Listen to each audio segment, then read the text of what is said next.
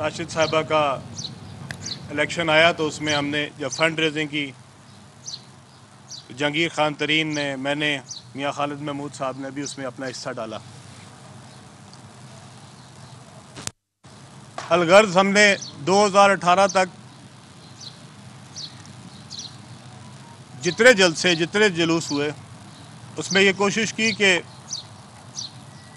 इमरान खान का साथ दें एक नए पाकिस्तान के लिए, एक ऐसा पाकिस्तान जिसमें हमें बच्चों का अपना मुस्तकबिल नज़र आता था।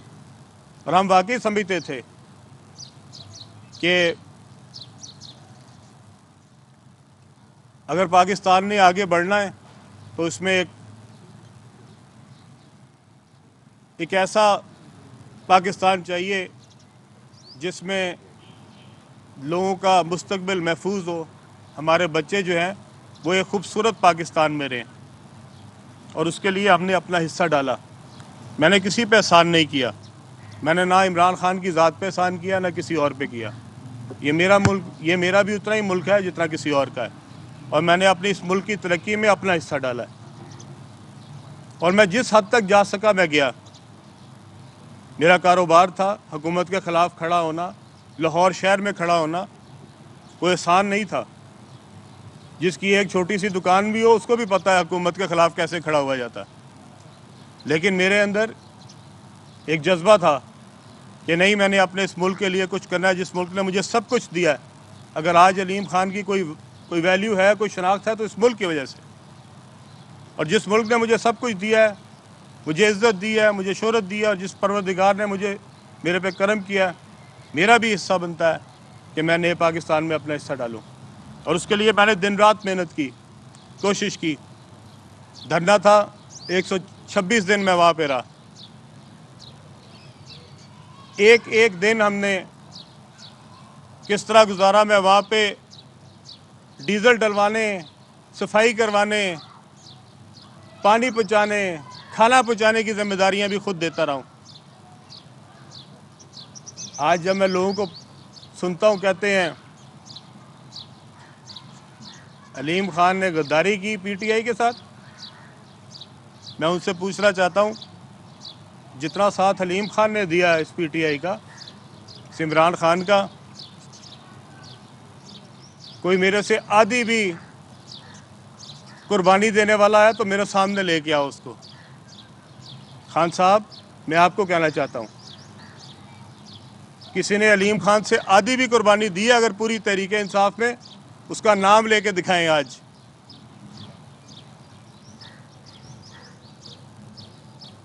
2018 में मैंने एमपी और एमएनए सीट पे इलेक्शन लड़ा।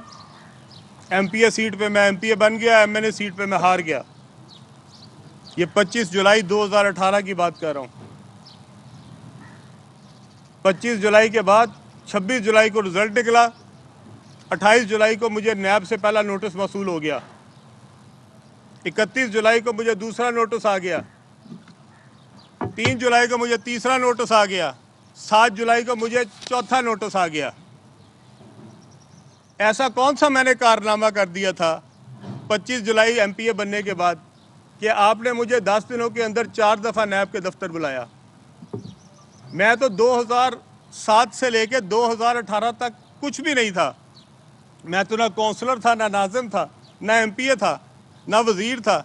तो मेरी कौन सी ऐसी गलती थी जो कि आपको मेरे एमपीए बनने के बाद एकदम याद आई कि मुझे अगले 15 दिन में आपने 4 बार दफ्तर बुलाया नैब के। खान साहब, मैं आपसे पूछना चाहता हूं, आप दूसरों को तमगे दे रहे हैं गद्दारी के, मैं आपसे पूछ रहा हूं, अगर आपने बुजदार को बनाना था, मुझे नैब के पास भिजवाने की क्या जरूरत थी? आप मुझे अपने पास बुलाते और कहते अलीम खान मैं आपको नहीं लगाना चाहता। और ये जितने तरीके इंसाफ के कारकुनान है, जरा मुझे इसका जवाब दें। मुझे 4 बार नैब में क्यों बुलाया गया, जबकि मैंने 26 जुलाई से पहले तो कभी नैब का दफ्तर भी नहीं देखा था। मुझे कभी कोई आज तक नोटिस ही नहीं आया था, मुझे कोई लेटर भी नहीं आया था। और फिर जब मैं आखिरी बार डीजी के कमरे में बैठा था तो वहाँ पे साथ टीवी लगा था, डीजी साहब सामने बैठे थे, मैं इधर बैठा था, और इधर एक टीवी लगा था दीवार पे और उसके ऊपर आ रहा था उस्मान बुज़दार को वज़ीर आला नामजद कर दिया गया। ये चौथी दफ़ा जब मैं नैब के दफ्तर गया तब की बात बता रहा हूँ। तो मैंने डीजी साहब जो सामने बैठे थे, मैंने उनको कहा कि जनाबे वाला अब तो मेरी जान छोड़ दें, अब तो जिसने सीएम बनना था बन गया है। ये हकायक अवाम सुने। ये जो लिबादे ओढ़े हुए हैं सच्चाई के नए पाकिस्तान बनाने के, मैं सारे खोलूंगा, सब बताऊंगा असल क्या है। 4 बार मुझे दफ्तर बुलाया जाता है और आखिरी बार दफ्तर में जब वो पढ़ता है तो डीजी साहब भी हंसने लगे आगे से। तो मैंने उनको कहा आप मुझे जाने दें, अब ना आपको मुझे बुलाने की ज़रूरत है ना मुझे आने की ज़रूरत है। उसके बाद 6 महीने मुझे कोई लेटर नहीं आया, दोबारा कोई पेशी नहीं हुई। 6 महीने बाद फिर उस्मान बुज़दार साहब के लिए आ गया कि उनको तब्दील किया जा रहा है। जैसे ही टीवी पे खबर टिकर चलता था मुझे नोटिस आ गया, मुझे फिर बुला लिया गया। मैं नैब के दफ्तर पहुंचा फरवरी में, उन्होंने मुझे वहीं बिठा लिया। 100 दिन उसके बाद मैं जेल में रहा। मैं इमरान खान साहब से पूछना चाहता हूं, खान साहब वो करप्शन जो मैंने 6 महीने में की थी वो आप कौम के सामने लेके आए, जिसकी बुनियाद पे मुझे जेल में डाला गया। अगर मेरे खिलाफ इतने सबूत थे तो आज तक रेफरेंस क्यों नहीं बना? क्यों मैं इन्वेस्टिगेशन में जेल के अंदर चला गया और 100 दिन जेल में बाहर निकला तब भी आज तक इन्वेस्टिगेशन की इन्वेस्टिगेशन है? वो क्यों रेफरेंस नहीं बना मेरे खिलाफ? क्या सबूत है आपके पास? लाएं कौम के सामने, दिखाएं कौम को कि ये अलीम खान की बेईमानियां थी, ये करप्शन थी, ये वजीर बना उसने ये मरात ली हैं, ये पैसे खाए हैं, ये रिश्वतें खाई हैं। लाएं कौम के सामने। खान साहब अगर आप सच्चे हैं आए मेरे सामने, बैठे मेरे साथ, करें कौम का मुकाबला। मैं भी आपके साथ बैठता हूं और मैं आपको वादा करता हूं कौम के सामने, अगर मैं झूठा हुआ मैं कौम के सामने जाके अपने आप को गोली मारूंगा। नहीं तो इमरान खान हिम्मत करे, इमरान खान बाहर निकलो, आओ मेरे सामने, करो मेरे सामने मुकाबला। बात करते हो तुम नए पाकिस्तान की, ये जो बुज़दार तुमने यहाँ लगाया था, क्या मैंने यहाँ पे लोगों में नहीं बताया कि बुज़दार यहाँ क्या कर रहा है? यहाँ 3-3 करोड़ रुपए में डीसी लगते थे। मैं आपके पास गया हूँ जाके, खान साहब मैंने आपको बताई हैं ये बातें। यहाँ पे कमिश्नर लगाने का अलग रेट है, एसपी लगाने का अलग रेट है, कोई तबादला नहीं होता जबकि सीएम सेक्रेटेरिएट में पैसे ना दिए जाएं। क्या आपको ये सारी बातें नहीं पता? क्या आपको एजेंसियां ये रिपोर्टें नहीं दे रही थी? फरा का क्या किरदार था यहाँ पे? कहाँ पैसे जाते थे? क्यों नहीं बताते कौम को? क्यों धोखा दे रहे हैं?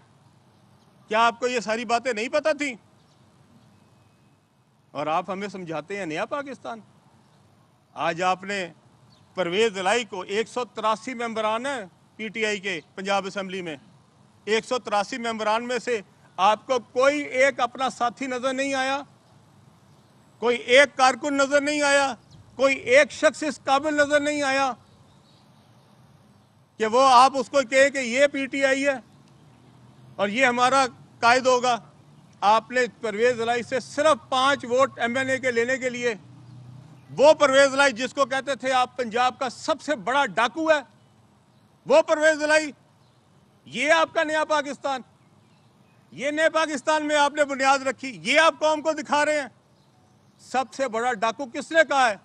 मैंने नहीं कहा कभी परवेज इलाई को सबसे बड़ा डाकू पंजाब का, ये जनाब ने कहा है। आप जिसको पंजाब का सबसे बड़ा डाकू कहते थे, आज आप उसकी जमात के सारे 183 वोट उसको डालना चाह रहे हैं और हमें कह रहे हैं कि हम गद्दार हैं। हम गद्दार हैं?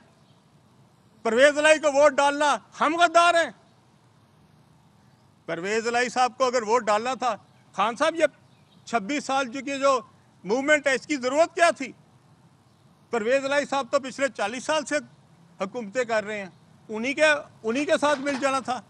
आखिर में अगर परवेज इलाई के 5 वोटों के लिए सब किया, और उसमें से मैं सलाम पेश करता चौधरी शुजात हुसैन को, उसका बेटा जो एक मुहब्बे वतन बाप का और एक सच्चे बाप का बेटा है, उसने जाके अपोजिशन के साथ खड़ा हुआ। उसको भी कहे गद्दार, कौन ना गद्दार चीमे को भी। हम तो गद्दार बन गए, तो आपको जिसने वोट नहीं डाला, के चीमे ने पैसे ले लिए हैं, के सालिक ने पैसे ले लिए हैं। हिम्मत करो को। आज जो आपने यहाँ पे बाजार लगाया हुआ है मोनोसलाई ने, जिसपे 5-5, 6-6 करोड़ रुपए की बोलियां दी जा रही हैं, मैं चैलेंज करता हूँ यहाँ पे कम से कम 50 बंदे ऐसे हैं जिनको वहाँ पे ऑफर आई हैं, और वो जो वहाँ पे कर रहे हैं, आप कह रहे हैं लोगों ने बिकना है। अलीम खान पे लगाओ इल्जाम के इसने पैसे ले लिए, कोई लगाए तो सही। कितना अफसोस की बात है कि आपके साथ जब आप गालियां देते थे परवेज इलाही को तो वो पाकिस्तान का सबसे बड़ा डाकू था, और आज आपके साथ मिल गया तो वो नए पाकिस्तान की बुनियाद रख रहा पंजाब में। अब नया पाकिस्तान जो है वो परवेज इलाही साहब बनाएंगे। अफसोस होता है मुझे आपके ऊपर, और अफसोस होता है उन लोगों के ऊपर जिनको कोई असलियत का, हकीकत का पता ही नहीं है। दिल दुखता है। हम भी इस जज्बे के तहत इस पीटीआई में आए थे। मैंने 2010 से लेकर 2018 का बड़ा मुश्किल वक्त निकाला है, खड़ा रहा हूं, पीटीआई के साथ एक एक दिन गुजारा किया है। यहां पे सबसे ज्यादा अगर किसी को टारगेट बनाया गया तो वो अलीम खान था पंजाब में।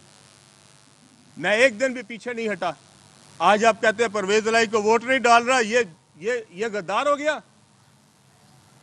ये परवेज इलाही के मैंने आपको मिन्नतें करके कहा था कि परवेज इलाही के साथ वहां पे सीट एडजस्टमेंट कर दें अगर पीटीआई ने वहां पे गुजरात में सीटें जीतनी। मैं था जिसने कहा था आप सीट एडजस्टमेंट करें। खान साहब आप तो उस दिन मुझे जो बातें कहते थे, यहां बताऊं कौम को परवेज इलाही के बारे में क्या कहते थे, कैसे बदलते हैं। यही तो वो फर्क था जिसके लिए हम पीटीआई में आए थे। और अगर 5 सीटों के लिए समझौते करने थे तो इतनी बड़ी तहरीक चलाने की जरूरत क्या थी। 5 सीटें थी उनके पास, उसमें से भी 2 लोग आपको वोट नहीं डाल रहे, तो 3 वोटों के लिए आपने ये सब कुछ किया। आज आपके पास अक्सरियत नहीं, आप कहते हैं इंटरनेशनल साजिश हो गई। आज आप मेरी तस्वीर लगा लगा कहते हैं ये अमेरिकन एम्बेसडर को मिल रहा है। खान साहब, मैं अमेरिकन एम्बेसडर को आपके घर मिला था आपके साथ, तो क्या कहूं आज आप भी गद्दार थे, अमेरिकन एम्बेसडर को मिले। और मैं तो कोरिया के सफीर को भी मिलता हूं, मैं तो ऑस्ट्रेलियन सफीर को भी मिला हूं, मैं तो जो सऊदी सफीर है उसको भी मिलता हूं, मैं यूएई के सफीर को भी मिलता हूं। तो क्या ये गद्दार है सारे? और जब आप मिलते हैं, जब आप अपोजिशन में थे, क्या आप अमेरिकन एम्बेसडर को नहीं मिलते थे? क्या आप यूएस एम्बेसडर को नहीं मिलते थे? क्या आप ईयू के एम्बेसडर को नहीं मिलते थे? उस दिन गद्दार थे। कैसी बातें करते हैं आप। वो यहाँ पे एक आके एमपीए को मिलता है, आप कहते हैं उसकी तस्वीर लगा दी। ये एक एमपीए अब पूरी हुकूमत गिराएगा। अब वो कल किसी काउंसलर को मिल जाए, आप उसको भी गद्दार बना दें कि वो काउंसलर जो है अमेरिका के साथ मिल गया। तो खुदा का ही खौफ कर लें। हमें आज तक जितने एम्बेसडर मिले हैं, हम उनको अब गद्दार कहना शुरू कर रहे हैं। इस मुल्क के ऊपर रहम करें।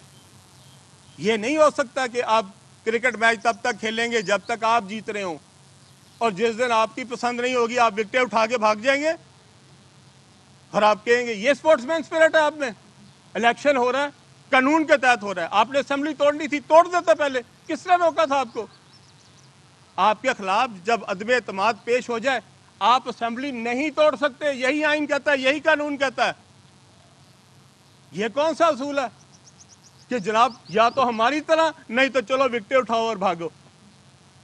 यहां पे आपने करा दी। कल आपके नंबर पूरे नहीं थे, पूरी कौम ने देखा। यहाँ हमारे पास सारे साफी बैठे हैं, सब ने गिनी है वो गिनती। वो 199 बंदे जो अंदर बैठे हुए थे, वो 199 आपके मुखालिफ है। आपको तो 186 हमें सारे वोट चाहिए, आपके खिलाफ वोट डाल रहे हैं। और मैं पूरी कौम के सामने वादा कर रहा हूं, जिस दिन मैं वोट डालूंगा उसके 2 मिनट के अंदर अंदर अपना 7 इस्तीफा दूंगा। मुझे कोई परवाह नहीं किसी एमपीए सीट की, मुझे कोई परवाह नहीं। मैं सीनियर वजीर से हटाऊं। कितने लोग हैं जो खुद वजारत से हट के जाते हैं? हट के दिखाया है। अगर मेरा असूल है, आज मेरे पास एक एक मैसेज पड़ा खान साहब आपका, जो आपको मैंने उस्मान बुज़दार के बारे में लिखा है, और आपने मुझे जो इसके जवाब दिए सारी कौम के सामने मैं लेके आऊंगा। एक एक करप्शन मैंने बताई हुई है आपको, एक एक बात बताई हुई है। ये मैसेजेस इसमें महफूज हैं, पूरी कौम के सामने आएंगे। शीशे के घरों में बैठ के मत किसी को पत्थर मारो। जितना अलीम खान आपको जानता है कोई नहीं जानता। जितनी मुझे आपके बारे में मालूमात है किसी को नहीं है। चुप हूं कि जब किसी के साथ चलो तो थोड़ी लिहाज होती है, थोड़ी शर्म होती है, शर्म आती है।